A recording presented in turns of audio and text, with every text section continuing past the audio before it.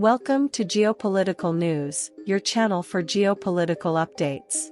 The first piece of news that has had a significant impact on geopolitics and has been stirring in recent weeks is related to Azerbaijan's attacks on the territory of Nagorno-Karabakh. We've already analyzed this in detail in previous videos, so I won't go into the whole context again. For those who aren't familiar, Nagorno-Karabakh is a mountainous region in the Caucasus, primarily inhabited by Armenians, but it is part of Azerbaijan.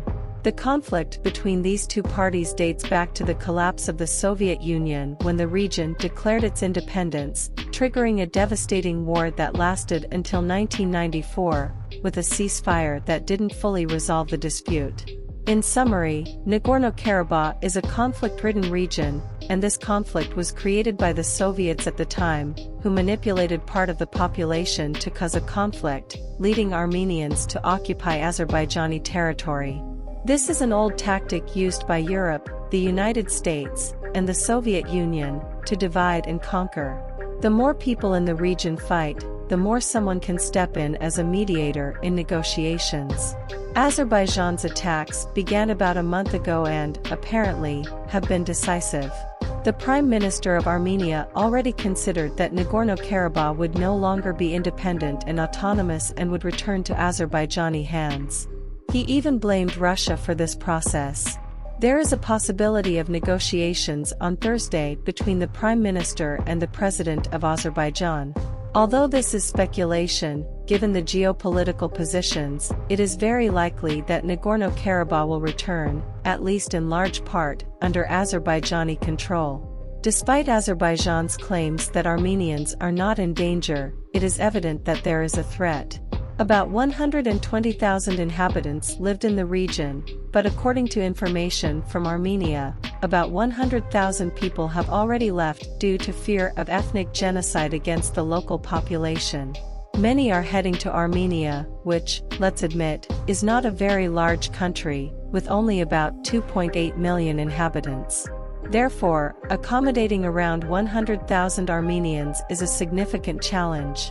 The Prime Minister has already provided temporary shelters for about 50,000 people, and others are arriving due to relatives and acquaintances. The situation is chaotic for Armenia. The peace mission will not be established to impose a security council or anything of the sort, but rather to help those in need and facing difficulties at this time. So, how do you think this issue in Nagorno-Karabakh will be resolved? I have my opinion, and I've mentioned before that it's very likely that Azerbaijan will regain these positions. A piece of news that has generated quite a bit of attention recently is related to a potential agreement. We have already discussed in previous videos that Saudi Arabia seems to be distancing itself somewhat from Western relations. For those who closely follow my videos, I've mentioned that India and Turkey have been prominent players in the current geopolitical landscape, as they are well received by both the West and the East, managing to garner support from both sides. At times, they lean more towards the West, and at other times, more towards the East. However, Saudi Arabia appears to be in an intermediate position. Saudi Arabia is participating in discussions within OPEC regarding oil production cuts, which have affected the United States and garnered criticism of the Biden administration due to rising fuel prices. Simultaneously, the country is also negotiating the creation of a military pact with the United States. It's important to remember that the Middle East is a geopolitically tense region, and Saudi Arabia, as the primary Sunni regional leadership, is constantly vigilant against threats posed by rebels in Yemen, Iran, and other sources of instability. The current moment is critical for Biden, as the U.S. election campaign is approaching, and international geopolitics is a significant topic for the candidates. So far, Biden has had limited success with issues such as Venezuela and North Korea. Therefore, he is seeking a stronger geopolitical presence in the Middle East and attempting to mediate an agreement between Israel and Saudi Arabia. Such an rapprochement between these two countries would be significant. However, Saudi Arabia is aware that Biden needs its support and, in return, demands a defense commitment similar to the agreement with Bahrain, which houses the U.S. Fifth Fleet in the Persian Gulf. Initially, Saudi Arabia sought assurances that Israel would not build further settlements in Jordan and that there would be negotiations with the Palestinian Authority led by Mahmoud Abbas for the creation of a Palestinian state. However, according to Reuters, these issues have been put on the back burner, although support for the Palestinians remains an important concern for the Saudis.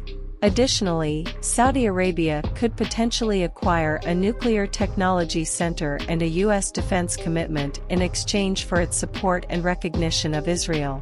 And to conclude, folks, analyzing the media coverage of Ukraine, we notice that it's dwindling, with fewer and fewer positive news and more negative ones.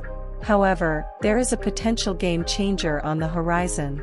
President Zelensky announced the creation of the Alliance of Defense Industries, aimed at bringing together hundreds of military industries to produce equipment on Ukrainian territory, with the involvement of companies from various countries, such as Germany, the United States, and Turkey.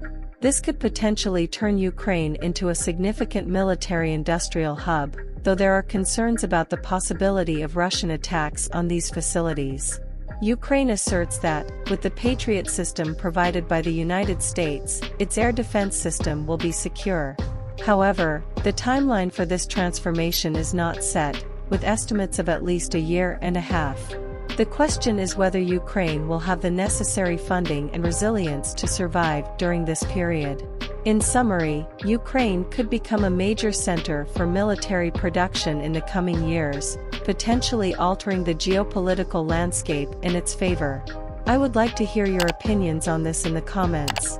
If you enjoyed the video, please continue to follow along. Best regards, and until next time.